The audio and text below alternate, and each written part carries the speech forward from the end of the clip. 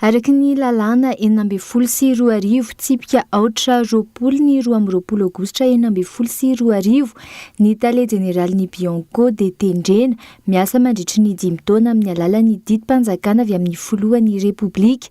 Ny CSI no mitarika ny fepetra rehetra entina manendry izany. Raha ny fanadihadiana natao dia miisa 7 ireo mpikambana ao anivon'ny CSI, raha toka 7 kosa ireo mpikambana ao anatin'ny komite ad hoc mikarakara izay fanendrena ny tale jeneraly Bianco izay. Ka tafiditra ao anatin'ireo anankisivy ireo moa zany mazava ho azy ny président CSI ny tenako moa zany. Fa ao ihany koa nangatahana ny secrétariat d'État en charge de la gendarmerie anendry représentant.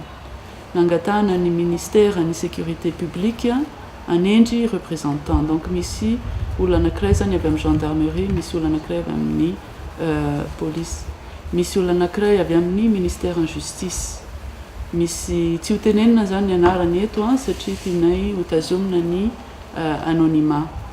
Misy anankiray avy amin'ny société civile, ny anankiray avy amin'ny ordre des avocats, ny ray mpampianatra ary ny Bianco zany tsisy mpisolo tena fa manana comité consultatif ny Bianco dia misy olona anankiray zany avy amin'ny comité consultatif ny Bianco. Mizara telo mazava tsara raha ny fanazavana ny fisafidianana izay ho tale jeneraly ny Bianco vaovao izay mijanona ao an'ny filohan'ny repoblika ireriana nefa ny fisafidianana farany. Profil moa efa voafaritra efa iny anatin'le appel à candidature iny hoe ny rina moa zany dia olona manana diplôma amin'ny izay mety anampy azy zany anatanteraka an'le tsy maintsy ihany koa nefa ny mahay mitondra olona zany, administration, manager, leader, olona mahay mitatana presque ohatran'ny hoe orinasa mihitsy zany le Bianco. Sady neutre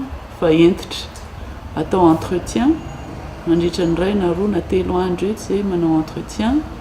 Dia zay vao manao délibération, dia zay vao manatitra ny lista anankitelo miaraka amin'ny dossier any amin'ny filoham-pirenena. Raha tsy ahirina dia tamin'ny alalan'ny didim-panjakana laharana fa 424 tsipika 326 ny 4 jona 424 no nanendrena ny tale jeneraly ny Bianco amin'izao.